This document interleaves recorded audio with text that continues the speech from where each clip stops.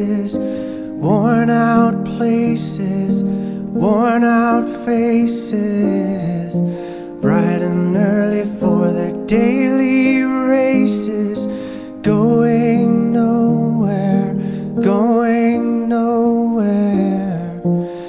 Their tears are filling up their glasses, no expression, no expression. Hide my head, I wanna drown my sorrow. No tomorrow, no tomorrow. And I find it kinda funny, I find it kinda sad. The dreams in which I'm dying are the best I've ever had. I find it hard to tell you, I find it hard to take. When people run in circles, it's a very, very mad world. Mad world. Children waiting for the day they feel good. Happy birthday, happy birthday. And to feel the way that every child should sit and listen, sit and listen. Went to school and I was very nervous. No one knew me, no one knew me. Hello teacher, tell me what's my lesson.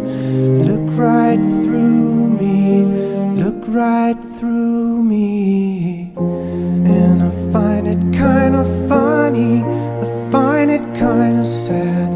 The dreams in which I'm dying are the best I've ever had.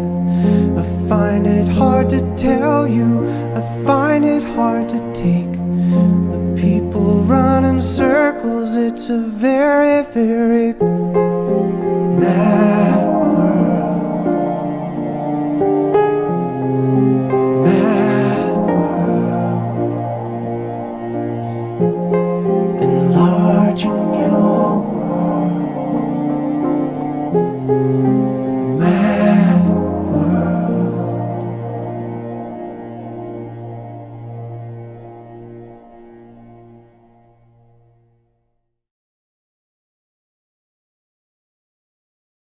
How would you describe CRPS?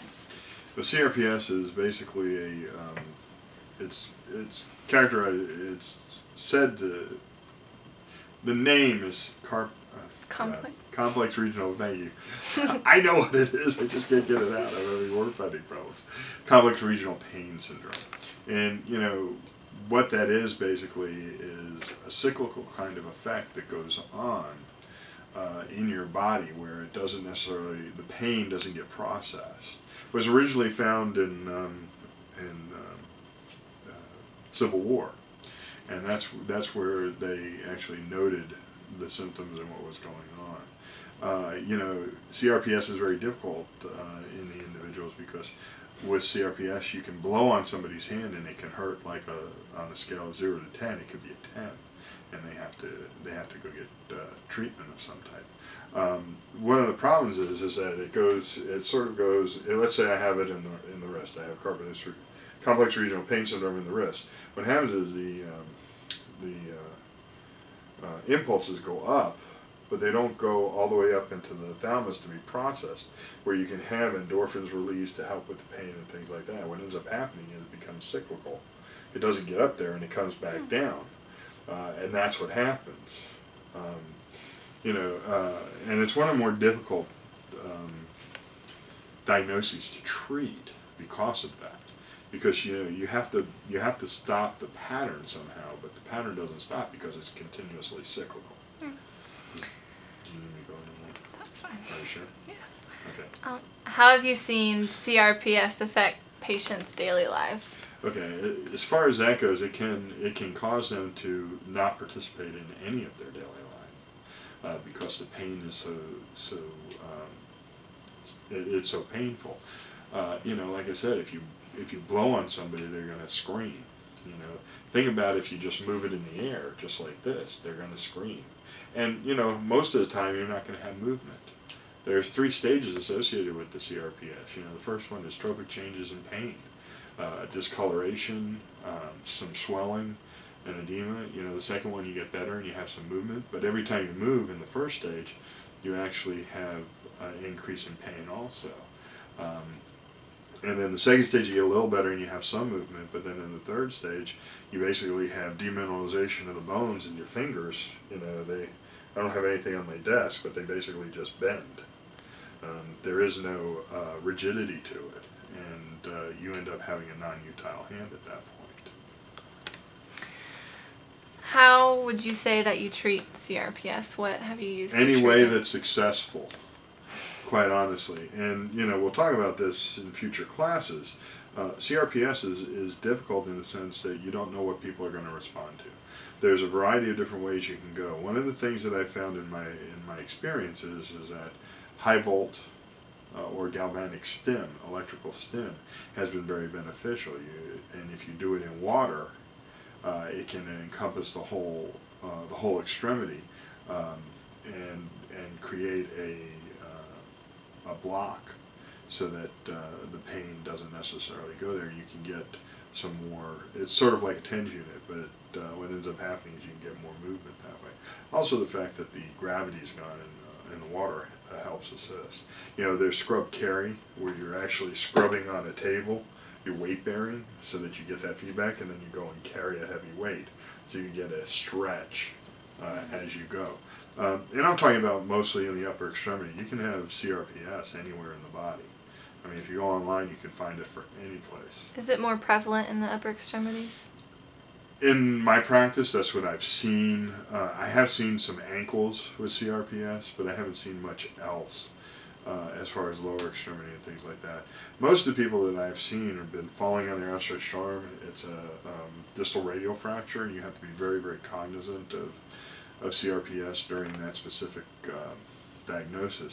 And it was mostly elderly ladies that fell on the ice in the north, you know, or have had really significant Colles fractures that are associated with it. But you can have CRPS anywhere.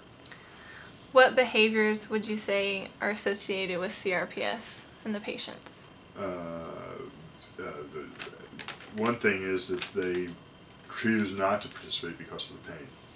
The other thing is, I think, what you brought up earlier about the anger, I think is more frustration and also an inability to have the pain controlled. So what ends up happening is people tend to lash out or not. That's their way of dealing with it because they're in so much pain. You'll see a lot, you know, going back to some of the behaviors that you have a lot of posturing where you won't move your arm because if you move your arm, it hurts. I mean, it's like I was saying, if you blow on it, it hurts. Well, if you move it, it hurts. You know, the things that we want to do throughout treatment is we want to get general range of motion back, and then we want to work on strengthening. But, you know, in the first stage, you're going to have a difficulty with range of motion because what ends up happening is when they move, it hurts. And so basically they avoid moving. You know, it's like when you say, "Hey doc, you know, it hurts when I do this," and they go, "Don't do that." That's exactly what happens with CRPS people. Because it hurts so much, they're going to stop doing that. So, you know, again, you know, going back to the treatment is difficult because you don't know what's going to work with somebody. You could do general range of motion, you could do E-stim, you could do heat modalities, you could do cold modalities, although I don't know that cold modalities are really going to affect them that much because of the pain issue. And anytime you touch them, you know, they'll go through the roof. So, you know, so it's a matter of what works. And basically you have to look into your bag of tricks and try everything.